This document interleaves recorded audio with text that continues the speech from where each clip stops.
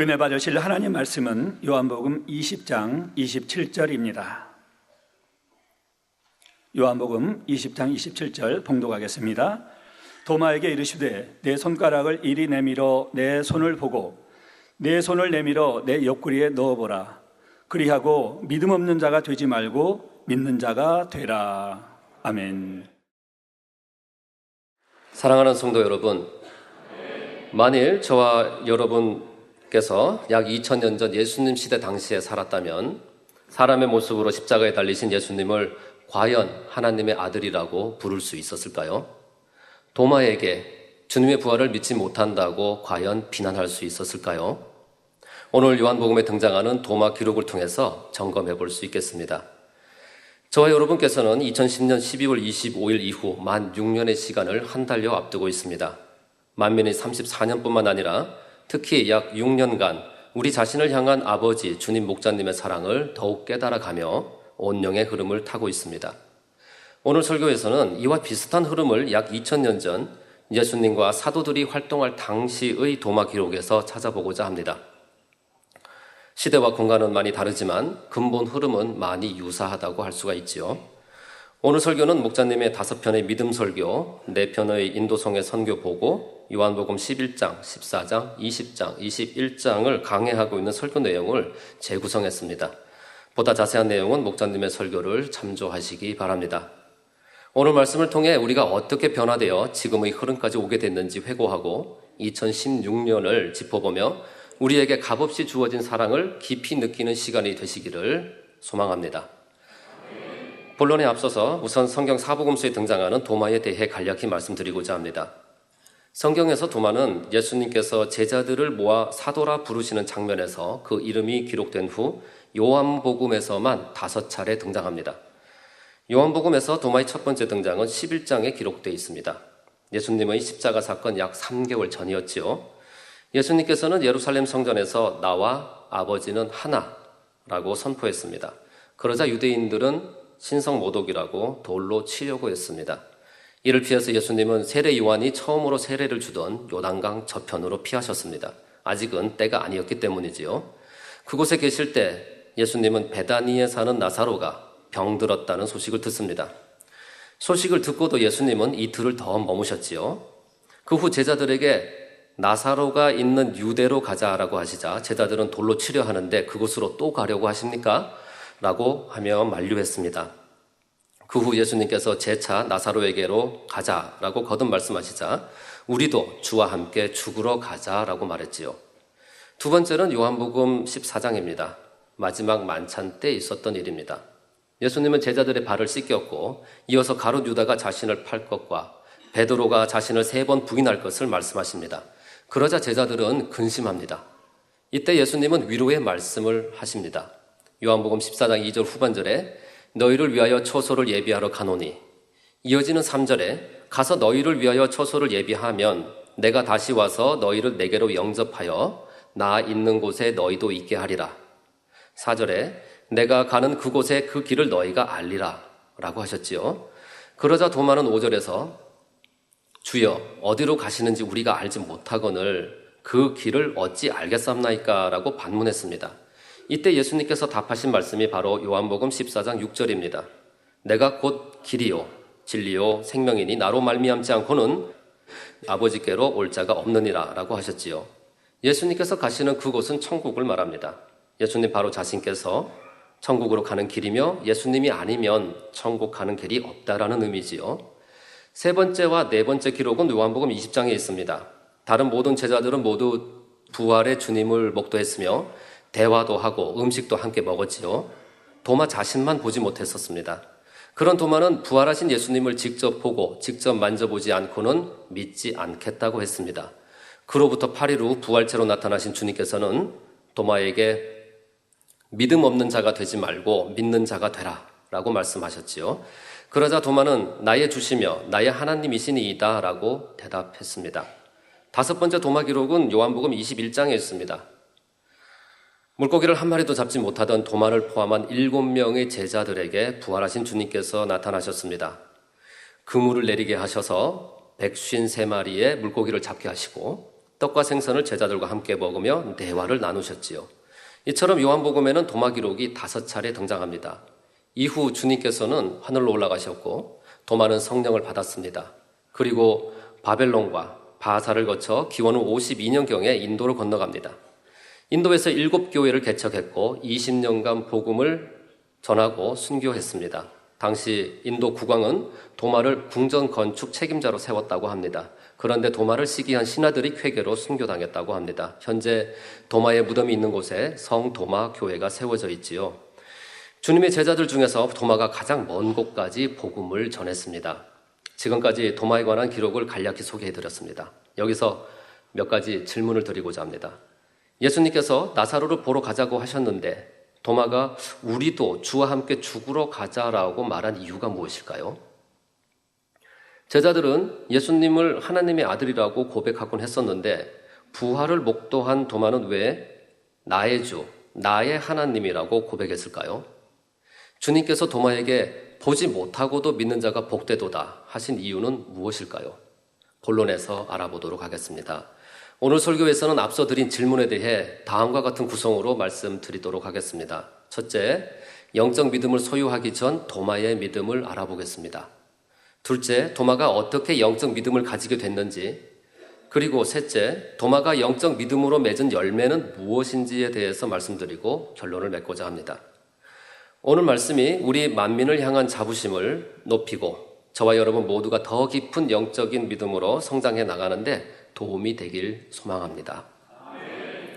사랑하는 성도 여러분, 먼저 영적 믿음을 소유하기 전 도마의 믿음에 대해서 살펴보겠습니다. 영적인 믿음이 무엇인지부터 알아보도록 하겠습니다. 우리가 지식적으로 아는 것을 믿는 것은 매우 쉬운 일입니다. 여러분께서 앉아 계신 의자를 의자인 줄 믿으세요라고 말한다면 믿지 못할 분이 없으실 것입니다. 의자라는 것을 지식으로 알고 있기 때문이지요. 그러나 성경은 이것을 믿음이라고 하지는 않습니다. 히브리서 11장 1절에 믿음은 바라는 것들의 실상이요 보지 못하는 것들의 증거니라고 했습니다. 물은 칼로 벨 수 없다는 사실, 저와 여러분 모두는 그렇게 알고 있습니다.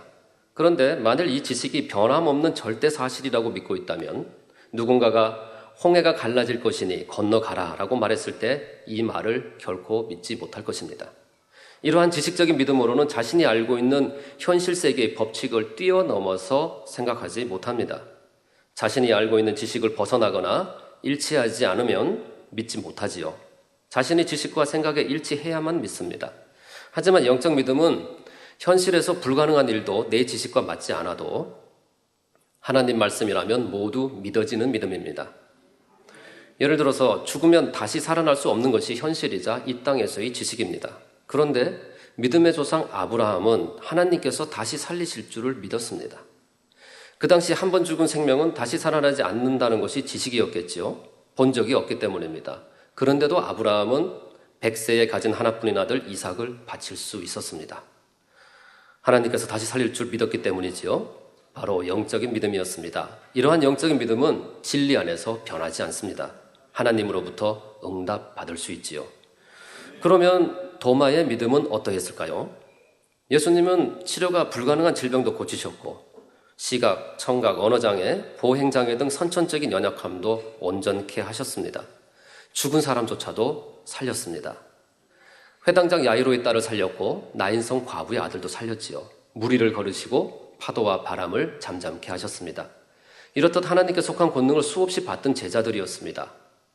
이들은 예수님을 하나님의 아들이라고 고백하기도 했었지요. 그러나 도마를 비롯한 제자들의 믿음은 지식적인 믿음에 머물러 있었습니다. 베드로가 막상 생명의 위협을 느끼자 주님을 3번 부인한 것이 대표적인 사례이지요. 겟세마네 동산에서 예수님께서 잡혀가실 때 제자들은 자리를 피했습니다. 십자가에 달리실 때도 그러했지요. 예수님께서 권능을 행하는 대단하신 분이라고는 지식적으로는 알고 있었습니다. 그 때문에 하나님 아들이라고까지 고백하기도 했었지요. 하지만 막상 상황이 되자 무엇이든 하실 수 있는 하나님의 아들이라는 것을 떠올리지 못하고 육의 현실만 생각했던 것입니다. 이것은 사복음서의 여러 기록으로 알 수 있습니다. 그중 요한복음 11장의 기록은 이것을 잘 설명해주고 있습니다. 예수님께서 죽은 나사로가 있는 유대로 가자 라고 하시자 도마는 요한복음 11장 16절 후반전에서 우리도 주와 함께 죽으러 가자라고 말합니다. 이 말을 언뜻 들으면 대단한 믿음이다라고 느껴질 수 있습니다. 하지만 안타깝게도 이 말은 믿음 없는 고백이었습니다. 왜냐하면 예수님께서는 자신과 제자들이 유대에서 죽을 것이라고 말하지 않으셨습니다. 뿐만 아니라 불과 이틀 전 예수님께서는 요한복음 11장 4절에서 나사로가 병든 것은 하나님의 아들인 예수님으로 하여금 하나님의 영광을 얻게 하려는 것이다라고 앞서 말씀하셨습니다. 그리고 나사로가 병들었다는 소식을 들으시고도 곧장 가지 않으시고 이틀을 더 유숙하신 것은 요한복음 11장 15절에서 제자들에게 믿음 주려고 한 것이다 라고 말씀을 하셨습니다. 영혼이 막 떠난 사람을 살리는 것과 죽은 지 3일이 지나 썩은 냄새까지 나는 사람을 살리는 것, 둘 중에 어느 것이 더 놀라운 일이겠습니까? 당연히 후자가 더욱 영광을 돌릴 수 있겠지요. 예수님께서는 예루살렘이 있는 유대로 가는 이유가 하나님의 영광을 얻으러 가는 것이며 또한 제자들에게 믿음 심어주려고 가는 것이라고 분명히 여러 차례 말씀해 주셨습니다. 그런데도 요한복음 11장 16절에서 도마는 엉뚱하게도 우리도 주와 함께 죽으러 가자라고 말합니다. 어찌 보면 죽음을 각오하고 예수님을 따른다는 말처럼 들릴 수 있겠으나 영적으로는 안타까운 모습이었지요. 도마 자신의 생각과 지식으로는 예루살렘에 있는 유대인들이 예수님을 돌로 칠 것 같다는 현실만을 생각했던 것입니다. 육신의 생각이 무엇이든 하실 수 있는 하나님의 아들이라는 영의 생각을 가리웠던 결과입니다. 도마 입장에서는 의로운 것이라 여겼겠지만 예수님의 뜻은 전혀 아니었지요. 이처럼 지식적 믿음으로는 삼위일체 하나님의 뜻에 온전히 맞출 수가 없습니다. 아무리 충성하여도 하나님의 뜻과 맞지 않는다면 얼마나 안타까운 일이겠습니까? 예수님께서 능력이 많고 하나님이 함께 하시는 분이라고는 알고는 있었지만 도마는 아직 영적으로 깨우치지 못해서 육적으로 고백하게 됐습니다. 영적인 의미를 깨달았다면 주와 함께 하나님의 영광을 보러 가자라고 고백했을 것입니다. 예수님께서 말씀하신 것을 마음에 잘 새겨 마음으로 순종했다면 예수님께서 하신 말씀대로 고백을 했겠지요. 이처럼 도마는 막상 믿음이 필요한 상황에서 믿음 내보이지 못하고 육적으로 고백하고야 말았습니다. 이러한 기록은 도마의 부족함을 드러내는 것이 아닙니다. 우리 후세대가 이러한 믿음은 아닌지 깨닫도록 배려하신 것이지요. 요한복음 14장에 기록된 마지막 만찬 때의 도마 기록도 예수님을 제대로 알지 못하고 있다는 것을 보여주고 있습니다. 예수님은 십자가 사건 전 마지막 만찬 자리에서 제자들의 발을 씻기고 가롯 유다가 배신할 것과 베드로가 부인할 것을 말씀하신 후 유언과 같은 말씀을 하십니다. 처소를 예배하러 갈 것이고 그것과 그 길을 너희도 안다라고 하셨지요. 그러자 도마는 우리가 그 길을 어찌 알겠습니까? 하고 반문했습니다. 그때 예수님은 자신이 그 길이라고 하시며 요한복음 14장 7절에 너희가 나를 알았다면 내 아버지도 알았으리로다. 이제부터는 너희가 그들을 알았고 또 보았느니라 라고 말씀을 하셨습니다. 이렇게까지 예수님께서 누구신지 설명하시는데도 이때 빌립은 8절에서 아버지를 우리에게 보여주옵소서라고 말합니다. 방금 전 예수님께서 나를 알면 내 아버지도 아는 것이고 이제부터 아버지를 보았다라고 했는데도 아버지를 또 보여달라고 한 것이지요. 예수님께서는 이미 수차례 자신께서 누구신지 설명했었습니다. 마지막 만찬 이때는 예수님께서 십자가를 지시기 하루 전날입니다. 제자들마다 차이는 있지만 그들이 예수님을 따른 지 약 3년이 됐지요. 그동안 제자들은 수많은 권능의 역사를 봤습니다. 예수님께서는 자신이 누구신지 말씀도 하셨고 죽음, 부활, 승천을 예고하셨습니다. 그렇지만 도마도 빌립도 그리고 다른 제자들도 예수님께서 누구신지 아직도 잘 이해하지 못했던 것입니다. 이에 대해 예수님은 요한복음 14장 9절에서 10절에 빌립에게 말씀하십니다. 이렇게 나와 오래 있었는데 나를 알지 못하느냐? 나를 본 것은 아버지를 본 것인데 어찌하여 아버지를 보여달라고 하느냐? 아버지께서 내 안에 계셔 그의 일을 하는 것이다 라고 말씀하셨지요. 참 믿음을 가지도록 예수께서 누구신지 거듭 설명하셨습니다. 여러분, 요한복음 20장에도 영적인 믿음을 갖기 전 도마의 믿음을 잘 보여주고 있습니다. 다른 제자들이 부활 소식을 도마에게 전하자 도마는 이렇게 말합니다. 요한복음 20장 25절 중후반절에 내가 그 손의 못자국을 보며 내 손가락을 그 못자국에 넣으며 내 손을 그 옆구리에 넣어보지 않고는 믿지 아니하겠노라 하니라. 보지 않으면 믿지 않겠다는 것이지요. 봐야만 믿겠다고 하는 것입니다. 도무지 믿기지 않았습니다. 오히려 큰 소리치며 말했지요. 직접 보지 못해도 한두 명도 아니고 다른 제자들 모두가 주님의 부활을 봤다고 한다면 적어도 정말일까 하는 호기심이라도 가지는 것이 정상일 것 같은데 도마는 단호하게 믿지 않겠다고 말했지요. 여러분, 지금까지 영적인 믿음을 갖기 전 도마의 믿음을 살펴보았습니다. 예수님의 권능을 보면서 직접 가르침을 받았지만 지식적으로만 받아들였을 뿐이지요. 자신들 지식의 한계에 대해서만 이해하고자 하니 정작 영적으로 깨닫지 못해서 의심했었습니다. 그렇지 않았다면 그토록 강하게 불신을 표현하지 않았겠지요. 설령 믿기 힘들어도 사실이면 좋겠다는 소망을 표현했겠습니다. 이처럼 육신의 생각을 가지고는 영의 세계를 이해하는 데 한계가 있고 오해를 하기 마련입니다. 그러면 제자들이 지식적인 믿음에 머물렀던 이유가 무엇일까요? 바로 자기라고 할 수 있습니다. 예수님께서 무엇이든 하실 수 있음을 머리로만, 다시 말해 지식적으로만 알고 있었기 때문에 막상 상황이 되자 자기적인 지식과 생각이 먼저 떠올랐습니다. 하나님의 아들이라는 영의 생각이 떠오르지 않았지요. 자신의 생각, 지식 등 자기가 강한 만큼 자기가 옳다 하는 의가 되고 그것이 굳어지면 틀이 됩니다. 자기로부터 비롯되는 지식과 이론이 의와 틀을 만들고 자기도 모르게 지식의 한계에 갇혀 있게 만듭니다. 자기가 알고 있는 지식과 맞지 않으면 아니다 혹은 틀렸다라고 말을 합니다. 제자들은 수많은 권능을 봤음에도 자기적인 한계 내에서 바라봤습니다. 도마는 이러한 자신의 의와 틀이 깨트려지지 않았기 때문에 육신의 생각을 했습니다. 영적인 믿음을 가질 수가 없었지요. 성도 여러분, 둘째로 그러면 지식적 믿음에 머물렀던 도마가 어떻게 영적인 믿음을 가지게 됐을까요? 어떻게 영적인 믿음으로 순교하기까지 복음을 전하는 사도가 됐을까요? 이에 대해서 말씀드리겠습니다. 도마가 영적인 믿음을 소유하게 된 계기는 바로 예수님의 부활을 직접 목도하면서부터였습니다. 요한복음 20장에 기록되어 있지요. 손과 옆구리의 상처를 직접 보고 직접 만져봐야 믿겠다고 한 도마였습니다. 그런 도마 앞에 예수님은 부활하신 모습으로 닫혀있는 문을 통과해서 들어오셨습니다. 이때는 도마가 믿지 않겠다고 말한 지 8일이 지난 후였습니다. 주님은 제자들에게 평강이 있을지어다 라고 안부를 묻고 이어서 도마에게 말씀하셨습니다. 바로 오늘 본문 말씀이지요. 요한복음 20장 27절에 도마에게 이르시되 내 손가락을 이리 내밀어 내 손을 보고 내 손을 내밀어 내 옆구리에 넣어보라. 그리하고 믿음 없는 자 되지 말고 믿는 자가 되라 라고 하셨습니다. 부활하신 예수님의 모습을 직접 보고 직접 음성을 듣게 된 도마는 그때서야 이어지는 28절에서 나의 주시며 나의 하나님이시니이다 라고 영적으로 고백합니다. 자신이 알고 있던 자신의 생각과 지식의 한계가 깨트려졌지요. 이어서 주님은 말씀하십니다. 29절에 너는 나를 본고로 믿느냐? 보지 못하고 믿는 자가 복되도다 라고 말씀하십니다. 바로 부활하신 주님을 보지 못하고도 믿는 자가 복되다라는 뜻이겠습니다. 그러니 저와 여러분은 참으로 복됩니다.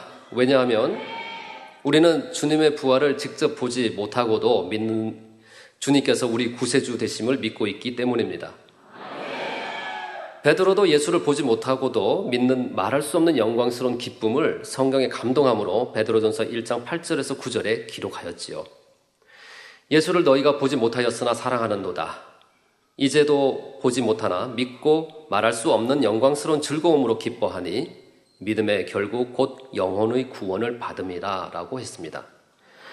이처럼 성경에 분명히 그 뜻이 기록되어 있는데도 세간의 혹자는 요한복음 20장 29절을 엉뚱하게 풀이합니다.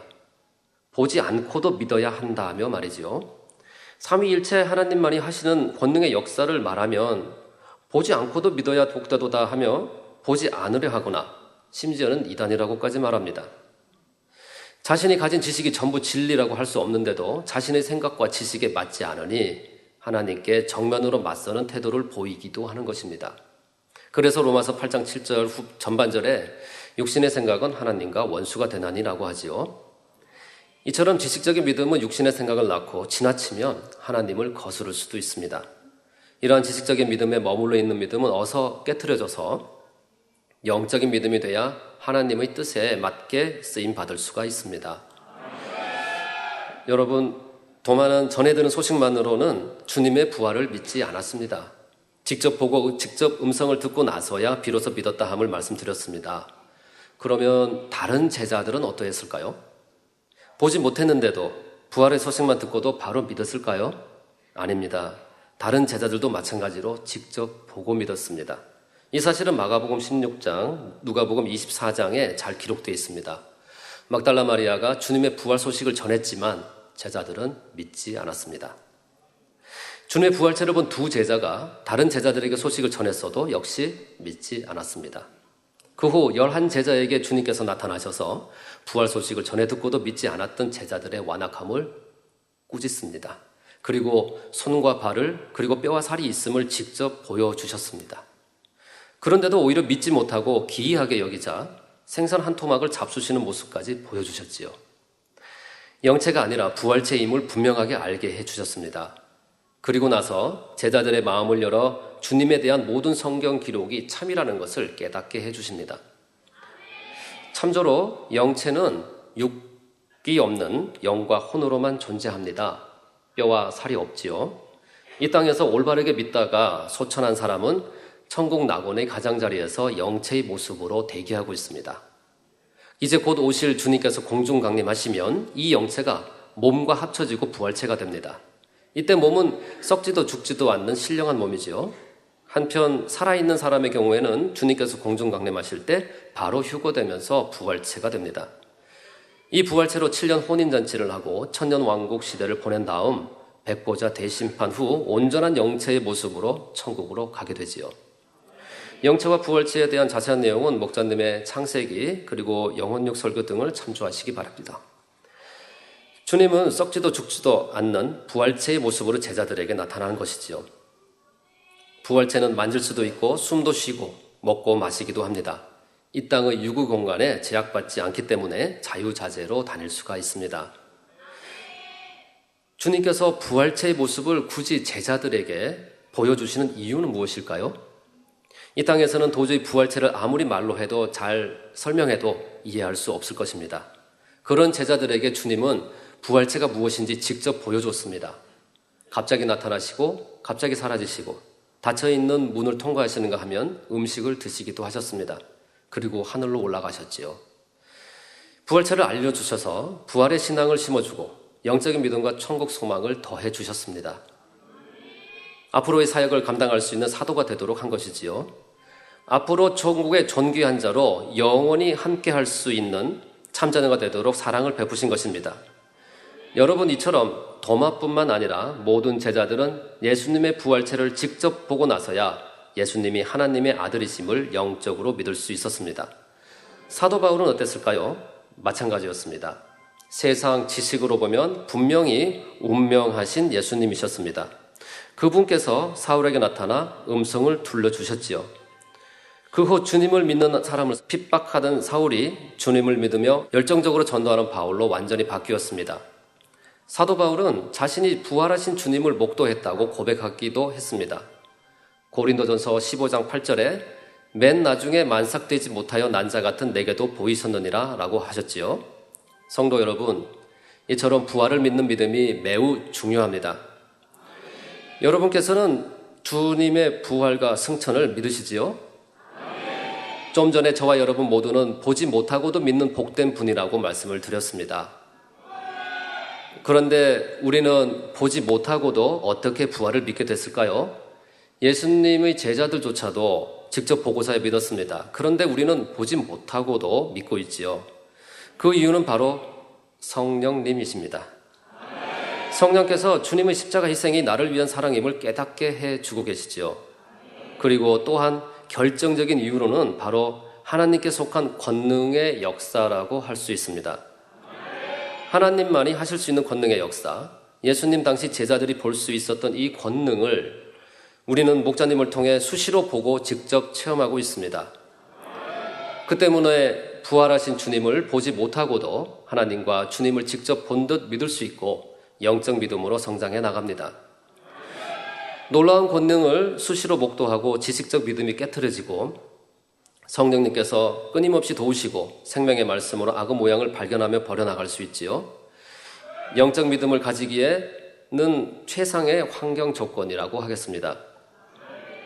여러분, 하나님께 속한 권능을 보는 것, 그 권능을 아는 것은 아버지를 아는 것입니다. 요한복음 14장 7절에서 9절을 보면 나를 아는 것은 아버지를 아는 것이고 나를 본 자는 아버지를 본 자라고 했습니다. 하나님께 속한 권능을 행하는 예수님을 봤다면 아버지를 본 것이라고 합니다. 게다가 이어지는 11절에서 믿지 못하겠거든 내가 행하는 일을 보고서라도 믿으라고까지 말씀하셨습니다. 그러니 우리는 당연히 하나님께 속한 권능을 사모해야 합니다. 하나님께 속한 권능을 봄으로써 자신의 이론적 생각의 틀이 깨질 수 있고 그래야 영적 믿음으로 성장해 나갈 수가 있지요. 요한복음 4장 48절에서 너희는 표적과 기사를 보지 못하면 도무지 믿지 아니하리라라고 예수님께서 말씀하셨듯이 영적 믿음을 소유하기 위해서 권능의 역사를 보고 체험하는 것은 매우 중요하겠습니다. 예수님께서는 요한복음 10장 38절에서 내가 행하거든 나를 믿지 아니할지라도 그 일은 믿으라. 그러면 너희가 아버지께서 내 안에 계시고 내가 아버지 안에 있음을 깨달아 알리라 하신대라고까지 말씀을 하셨습니다. 권능의 역사를 하나님께서 하신 일들로 믿으면 영적으로 깨달아 나갈 수 있다라고 말씀하신 것입니다. 여러분, 그러면 부활한 주님을 만난 뒤에 제자들은 어떻게 달라졌을까요? 요한복음 21장은 주님의 부활을 본 후 제자들의 변화를 기록하고 있습니다. 도마를 포함한 7명의 제자들은 아무 물고기도 잡지 못했습니다. 그런데 부활하신 모습으로 다시 바닷가에 나타나신 예수님은 그물을 배 오른편으로 내리라고 말씀하십니다. 순종한 그들은 그물을 둘 수 없을 정도로 많은 물고기를 잡습니다. 그때 제자 중 요한이 가장 먼저 주님을 알아보고 주님이라고 말씀하자 베드로가 그 말을 듣고 곧장 겉옷을 입은 후 바다로 뛰어내려 주님께로 갑니다. 나머지 제자들은 배와 그물을 가지고 옵니다. 그들이 육지에 올라와 보니 숯불 위에 떡과 생선이 있었습니다. 제자들은 이제는 주님의 부활체를 보며 누구시냐고 묻지 않았습니다.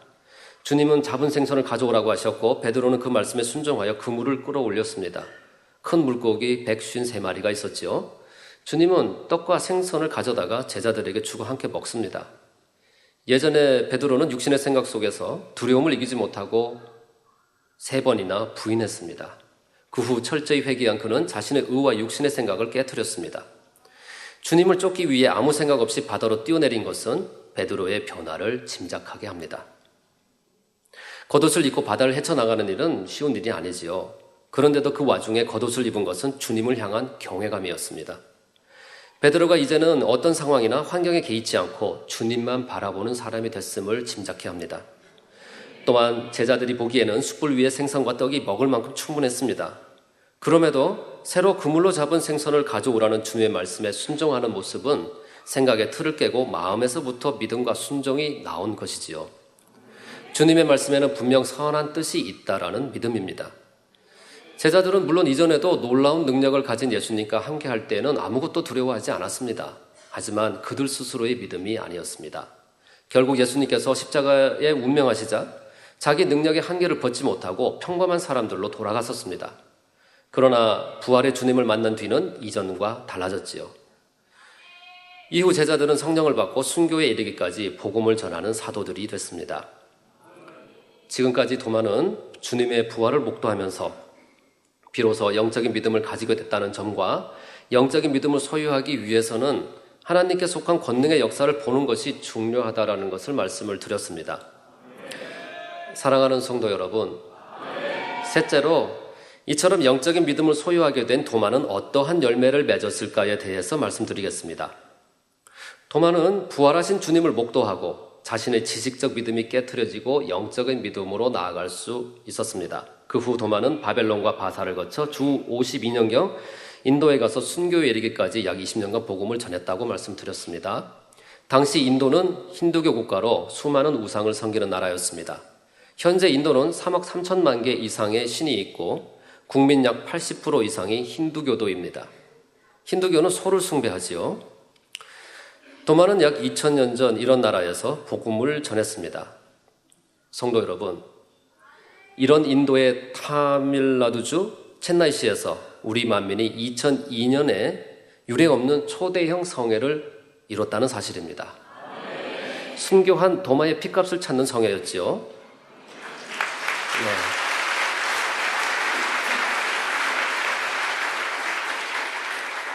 도마는 인도에서 20년간 복음을 전했는데 우리 만민은 창립 20주년에 도마의 순교지 인도에서 10월 10일에 성회를 개최했습니다. 우리 만민이 총 12번의 해외 성회 중 우간다, 일본, 파키스탄, 케냐, 필리핀, 온두라스 다음으로 이루어진 7번째 성회였습니다. 인도 성회 당시 연 인원 약 300만 이상이 운집했는데 혹자는 500만도 넘었을 것이라고 했습니다. 성회 장소의 단은 3층 높이였습니다. 그런데도 인파의 끝 경계가 보이지 않았지요. 현장을 둘러보는 데만 40분이 걸렸다고 합니다. 성회 개최 전 아버지 하나님께서는 인도 성회 이전의 6번 해외 성회의 인원과는 비교도 하지 말라라고 미리 말씀해 주셨습니다. 그리고 오직 믿음으로 행군하라고 하셨다고 합니다. 선교팀이 인도에 도착했을 때 사람의 지식과 생각으로는 성회 개최가 어려울 것으로 보이는 일들이 있었습니다. 주지사가 성회 직전에 성회를 방해하는 법을 통과시켰지요. 강제 개종 금지 법령이 공표됐습니다. 그래서 개최 측에서는 법으로 금지하고 있으니 이 땅에 평화를 주러 왔다는 정도의 메시지를 전하라고 일러주기까지 했습니다. 그리고 비도 내렸습니다. 4일 성회 중 3일째 되는 때는 더욱 많은 비가 내리셨지요. 성회 장소는 야외 무대이기 때문에 폭우가 쏟아지면 집회가 어려운 상황이었습니다. 그러나 목사님은 이에 전혀 개의치 않으셨습니다. 하나님 주님을 더욱 힘있게 증거하셨습니다. 성회 개최 전 인터뷰에서 하나님 주님의 놀라운 역사를 보게 될 것이라고 미리 담대히 선포하시고 하셨지요. 그리고 최고의 권능을 펼치셨습니다. 치료받은 사람이 단을 가득 메웠습니다. 말 못하는 사람, 듣지 못하는 사람, 보지 못하는 사람이 말하고 듣고 보게 되는 역사가 일어났고 갖가지 질병이 치료받았습니다. 귀신이 떠나가면 물론이었고요. 그 넓은 단에 치료받아 간증하는 사람으로 인산인해를 이루었습니다. 쏟아지는 비는 오히려 특별한 의미가 있었습니다. 인도 국민들은 오히려 목자를 레인맨, 비의 신이라고 불렀고 인도를 떠들썩하게 만들었습니다. 왜냐하면 당시 인도는 3년간 가뭄이 극심했으며 특히 10개월간은 전혀 비가 오지 않았기 때문입니다. 인도 성회시 무지개가 함께한 것은 당연한 일이고요. 성회 3일째는 비가 쏟아지고 돌풍이 불 때 단까지 흔들렸는데 그럼에도 불구하고 거대한 스크린이 흔들리기만 하고 파손되지 않았습니다. 수많은 전기 장비 하나 합선되지 않았고 어떠한 사고 없이 지킴을 받았습니다. 더욱이 비가 그렇게 많이 오시는데도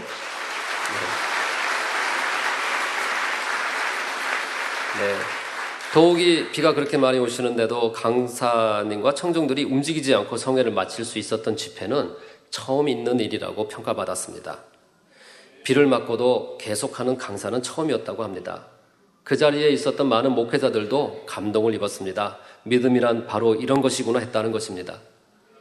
수많은 인도 국민들에게 아버지 주님 목자님을 그들의 마음에 제대로 심었다는 것이지요. 거센 비가 쏟아지는데도 떠나지 않으면서 아버지 주님을 증거하는 목자님의 모습은 그들에게 사랑과 감동이었고 영적 믿음이 무엇인지 보여줬습니다. 목자님은 비가 오니 아버지께서 더욱 크게 역사하실 거라고 더욱 담대하게 선포하셨습니다. 인도의 가뭄을 해소했을 뿐만 아니라 비가 와도 떠나지 않는 강사를 본 사람들에게는 사랑이 심겨졌습니다. 정녕 사랑이 없다면 저렇게 할 수 없을 텐데라는 감동을 입었던 것이지요. 인도 국민들에게는 바로 이러한 방법이 필요하셨다고 아버지께서 말씀하셨다고 합니다.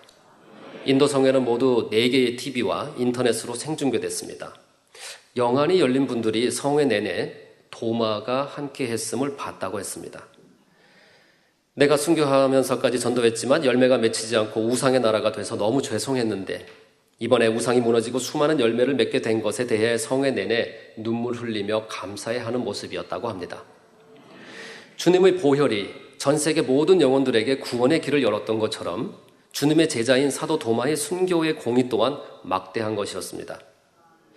도마의 순교가 헛되지 않게 하는 인도 성회였지요. 최고의 권능의 역사였다. 최고의 말씀이었다. 최고 무대와 스크린이었다. 외국인이 부른 최초의 타미러 찬양이었다. 인도 기독교 사상 최초의 생방송 집회, 그리고 최고의 음향과 조명이었다는 현지 평가를 받았습니다. 첸나이의 마리나 해변뿐만 아니라 타밀나두주의 8개 지역과 카르나타카주의 주도인 벵갈로까지 총 9개 지역에 대형 스크린을 설치하고 동시 진행됐지요. 약 13억에 가까운 세계 2위의 인구를 가진 인도에서는 기독교의 인구가 2013년 기준 약 7천만 명 이상으로 세계 8위를 기록하고 있습니다. 우리나라 인구보다 더 많지요. 인도 성회가 열리기 전 2001년은 2,400만이었는데 12년간 무려 3배 가까이 증가했습니다.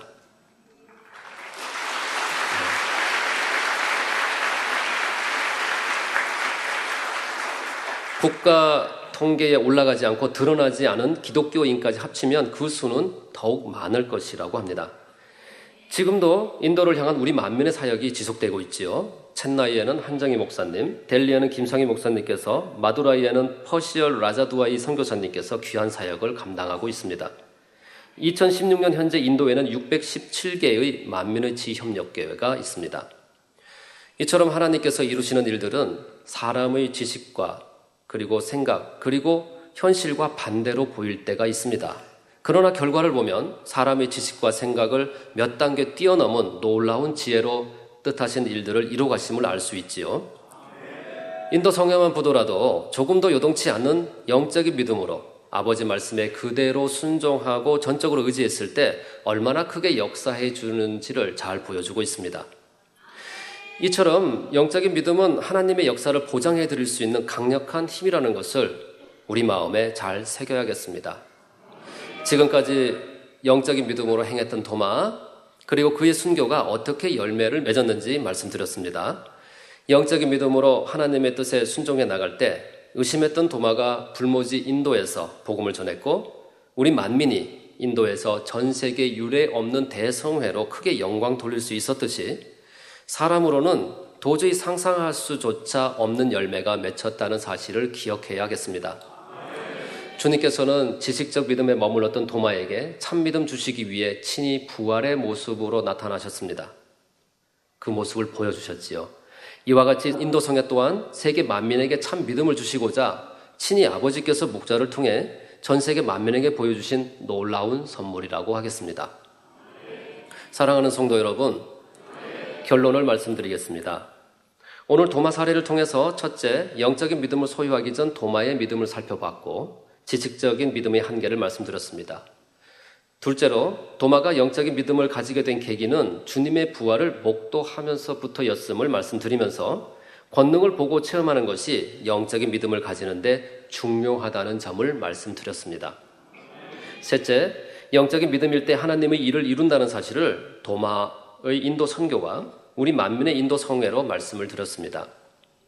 주님께서는 우리에게 영적인 믿음을 주시고자 모든 것 내어주시는 사랑을 베푸셨습니다. 그러니 오늘날 주님의 몸된 교회는 영적 믿음을 심어주는 것이 중요한 목표이어야 하겠습니다. 우리 만민은 어떻습니까? 우리 만민은 우리가 영적인 믿음을 가지도록 확실히 인도해 주고 있습니다. 오늘 말씀드린 2002년 인도 성회도 놀라운 권능으로 우리에게 영적인 믿음을 심어주고 있는 대표적인 사례이지요. 사람의 생각과 지식으로는 상상하기 어려운 일들이 일어났습니다. 우리 만민은 인간경장 마지막 때 온영의 흐름을 펼치고 있습니다. 이 흐름에 온전히 동참해 나가려면 영적인 믿음을 소유해야 하겠습니다.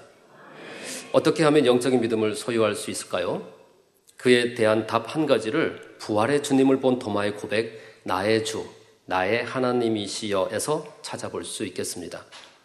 나의 주, 나의 하나님이라고 영적 고백을 할 수 있었던 것은 십자가 고난으로 손과 옆구리에 난 상처가 있으신 주님의 부활체를 직접 목도하면서부터였습니다. 부활의 주님을 보기 전 제자들은 예수님이 하나님의 아들이라고까지 고백했었습니다.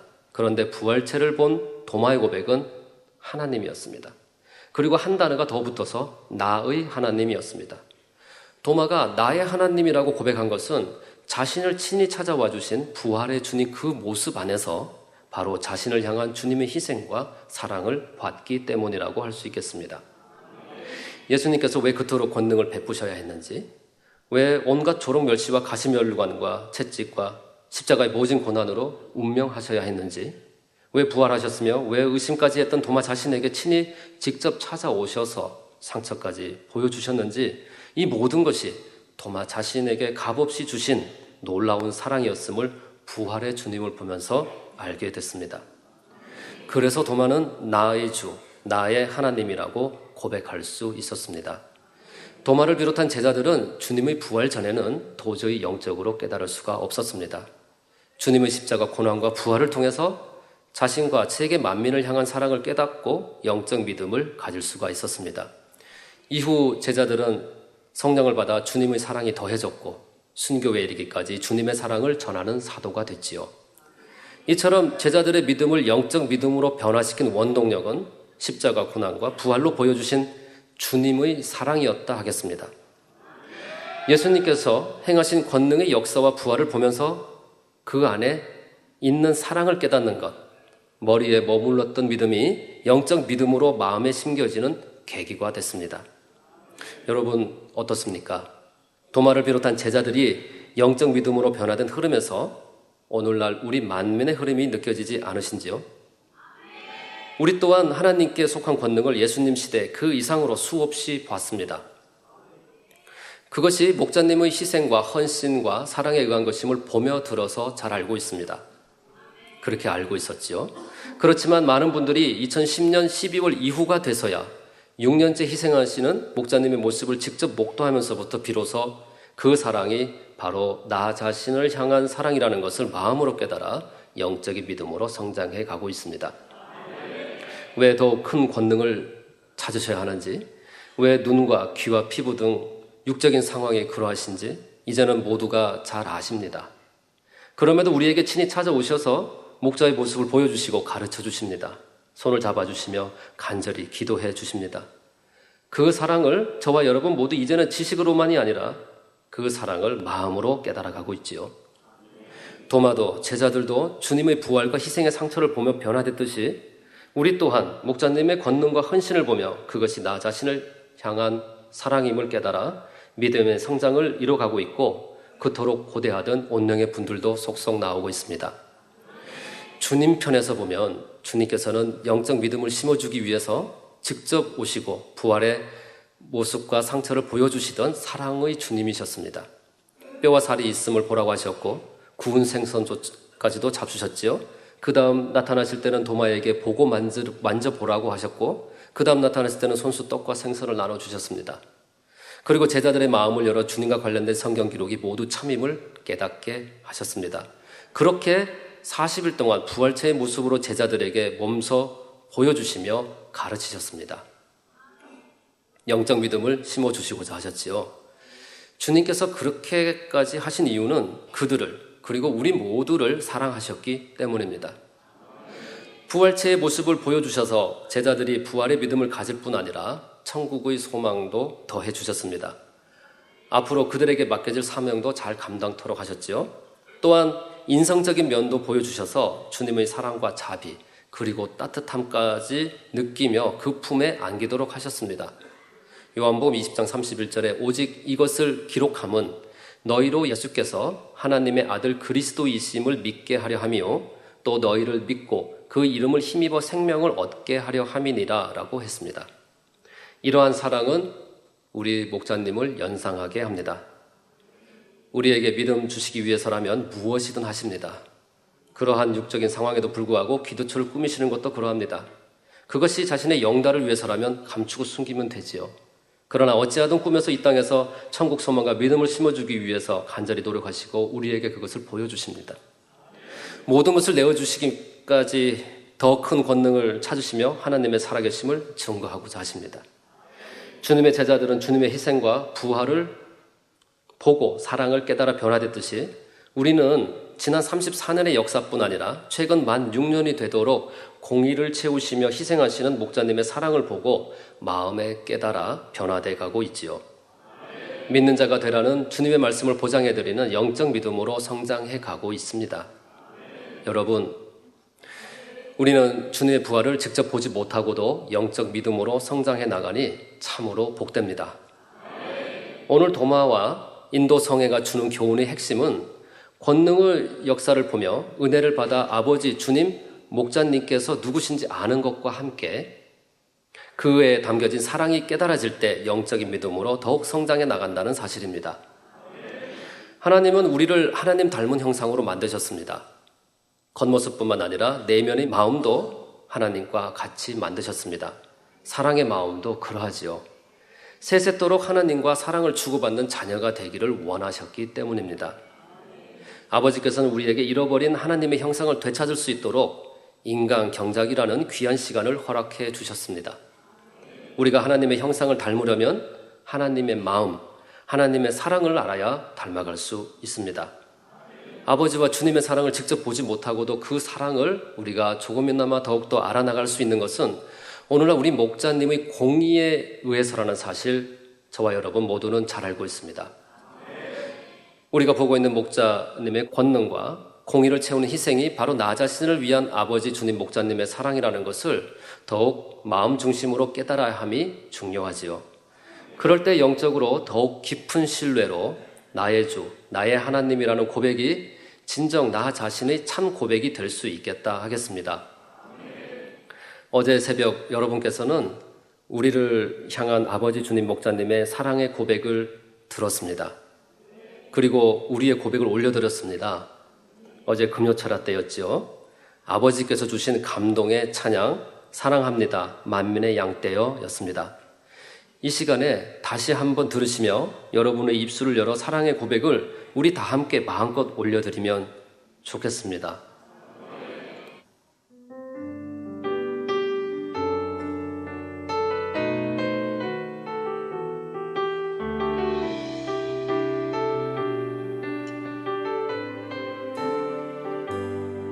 사랑합니다 사랑합니다 만민의 양떼여 사랑합니다 함께 갑시다 새 예루살렘까지 두 팔 벌려 맞아주시는 아버지 계신 그곳 모두 함께 하길 원해요 더욱 사랑합니다 사랑합니다 사랑합니다 만민의 양떼여 사랑합니다 함께 갑시다 새 예루살렘까지 아버지를 사랑하기에 영혼들을 소중히 아끼며 변화되길 원해요 더욱 사랑합니다 가겠습니다 가겠습니다 사랑하는 목자님 그 눈물 잊지 않고 변화되겠습니다 우리 마음을 드립니다 찬양을 드립니다 그 사랑 잊지 않고 변화되겠습니다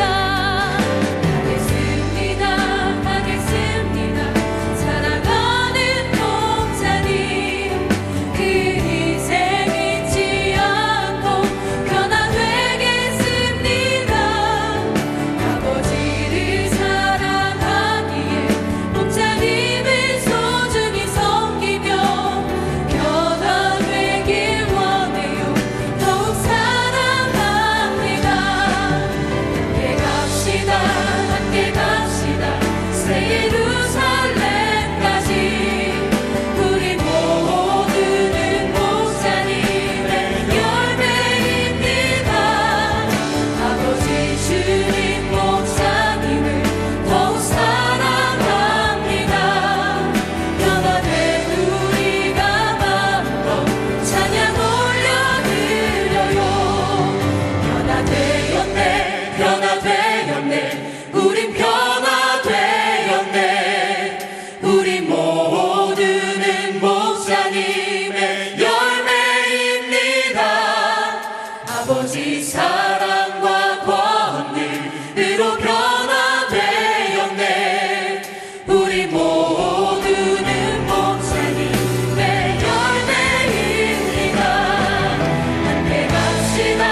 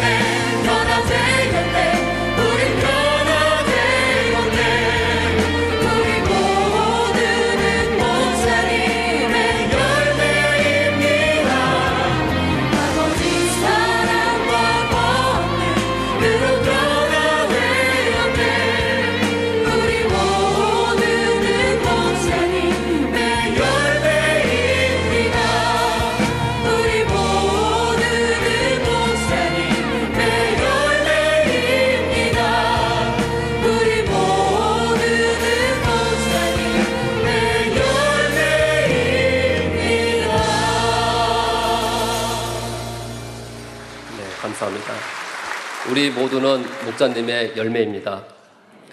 사랑하는 성도 여러분, 저와 여러분 모두는 믿는 자가 되라는 주님 말씀의 온전한 열매가 돼서 영적 믿음으로 온 영의 흐름에 온전히 동참해야겠습니다.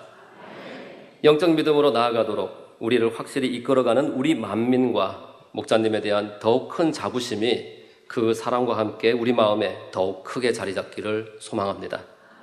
더욱 깊은 영적인 믿음을 소유하여서 아버지께서 주시고자 하시는 축복을 넘치도록 온전히 받아 영광 돌리며 아버지 주님 목자님을 기쁘게 해드리는 저와 여러분 모두가 되어야 하겠습니다. 아버지께서 우리 모두에게 주시고자 하는 축복을 한 분 빠짐없이 모두 받아나가시는 2017년을 영적 믿음으로 준비하시는 저와 여러분 모두가 되기를 주님의 이름으로 기원합니다. 말씀 상고하시면서 통성으로 함께 기도하시겠습니다. 사랑 자체이신 아버지 하나님, 아버지께서 우리를 창조하셔서 이 땅에서 경작받기를 허락하신 그 사랑을 오늘 주님을 통해, 도마를 통해 그 제자들을 통해 더욱 알아나가게 해주시니 정녕 감사합니다. 우리 만민에게 목자를 통해 펼쳐주신 놀라운 권능의 역사가 우리가 영적 믿음을 가지기에 얼마나 소중한지 점검케 해주셨습니다. 어디에서 이렇듯 귀한 하나님께 속한 권능을 보겠는지요, 어디서 이렇듯 아버지와 주님을 본듯 만질 수 있겠는지요. 아버지의 참 사랑을 오늘날에도 목자님을 통해 권능의 역사로 직접 체험한 듯 밝게 알려주시니 참으로 감사합니다. 우리 모두가 아버지 주님 목자님을 기쁘게 해드릴 수 있도록 우리 자신들을 향한 그 놀라운 사랑을 더욱 깨달아 아버지 주님 목자님께로부터 받은 사랑을 세계 만민을 향해 베풀어 나가며 크신 그 은혜를 갚아나가는 영적 장수들이 되도록 은혜 베풀어 주옵소서. 우리 주 예수 그리스도의 이름으로 기도하옵나이다. 아멘. 영상을 통하여 당회장님 환자 기도를 받겠습니다. 아픈 분들은 아픈 곳이나 연약한 곳에 손을 얹고 기도받으시고, 아프지 않으신 분들은 가슴에 손을 얹고 마음의 소원을 위해 믿음으로 기도받으시길 바랍니다. 할렐루야. 전능하신 사랑의 아버지 하나님, 이 시간 기도받는 모든 성도님들 위해 안수하여 주옵소서. GCN과 인터넷과 화상을 통해 기도받는 지교회와 지성전, 그리고 전세계 하나님의 자녀들 위에도 시공간을 초월하여 역사하여 주시기를 원합니다. 믿어지는 믿음을 주시고 부정적인 생각과 의심의 세력을 물리쳐 주옵시며 모든 시험 환난도 물리쳐 주옵소서. 머리부터 발끝까지 오장육부 뼈 마디마디 온몸의 신경 조직 세포 등 아픈 곳마다 성령의 불로 태우시고 근본의 빛으로 역사하여 주옵소서. 예수 그리스도의 이름으로 명하노니 원수마귀 사단 모든 질병 균 연약함아 물러가라. 빛이 여임하라. 모든 불치 난치병도 성령의 불로 태워 깨끗하게 역사하여 주옵소서. 말라리아를 비롯한 모든 풍토병도 물리쳐 주옵소서. 감기, 기침, 열, 몸살, 독감 등 각종 유행성 질병도 다 물러가라. 어떠한 유행성 질병 균도 틈타지 않게 지켜 주옵소서. 위암, 폐암, 간암, 유방암, 자궁암, 대장암, 피부암 등 각종 암과 에이즈, 백혈병, 뇌졸중, 고혈압, 저혈압, 심장병, 폐병, 위장병, 당뇨, 부인병, 피부병, 갑상선 질환과 모든 염증도 깨끗게 하여 주옵소서. 소아마비, 중풍, 관절염, 디스크도 온전케 하여 주옵소서. 요통, 두통, 신경통을 비롯한 모든 통증은 사라질지어다. 간질, 자폐증, 우울증, 조울증, 노이로제 등 모든 정신질환도 물러가라. 모든 마비된 것도 풀어지고 일어나 걷고 뛸지어다. 눈도 잘 보이게 하옵시고 귀도 잘 들리게 하여 주옵소서. 소경은 눈을 뜨고 기머거리는 들으며 벙어리는 말할지어다. 각종 사고, 후유증도 깨끗게 하시고 부러진 뼈도 붙여 주옵소서. 화상 입은 것도 온전케 하옵소서. 화기야 물러가라. 열도 물러가라. 아버지 흉터도 나지 않게 역사해 주시기를 원합니다. 마약을 비롯하여 각종 약물과 독극물 중독도 깨끗함을 입을지어다. 죽은 신경과 세포가 살아나며 죽은 자도 살아나게 하여 주옵소서. 잉태의 축복도 주시기를 원합니다. 잉태 축복을 받으라. 예수 그리스도의 이름으로 명하노니 원수마귀 사단을 하늘 공중 곳에 잡은 악의 영들아 물러가라. 그의 사자들도 물러갈지니라. 이 땅의 악한 영, 더러운 영, 거짓되고 간사한 영, 이간질하고 미혹하는 모든 어둠들은 물러가라. 모든 흉악의 결박을 풀고 어둠아 물러가라. 빛이 여임하라. 아버지 하나님, 부르짖어 기도할 수 있는 능력을 주시고 죄를 버리고 성결될 수 있는 능력을 주옵소서. 영혼이 잘됨같이 범사에 잘되게 하시고 가정의 복음화도 이루어 주시길 원합니다. 한 주간도 모든 사고와 재앙으로부터 지켜주시고 불통이 없는 형통한 삶을 살 수 있도록 축복해 주옵소서. 성령의 불담으로 천군 천사와 주님의 불꽃 같은 눈동자로 모든 하나님의 자녀들과 가정, 일터, 사업들을 지켜주시기를 원합니다. 학생들에게 지와 명철을 더하시고 공부도 할 수 있는 뜨거운 마음과 열정도 더하여 주옵소서. 마음과 생각을 세상에 빼앗기지 않도록 지키시고 하나님을 뜨겁게 사랑하는 학생들로 축복하여 주옵소서. 하나님의 자녀들이 먹으나 마시나 입으나 무엇을 하든지 하나님 앞에 영광 돌리는 삶이 되게 축복하여 주시기를 원합니다. 나는 하나님을 만났노라, 체험했노라, 응답 받았노라, 축복 받았노라, 간증하는 입술이 되게 역사하여 주옵소서. 아버지 하나님 감사합니다. 홀로 영광 받으옵소서. 우리 주 예수 그리스도의 이름으로 기도하옵나이다. 아멘.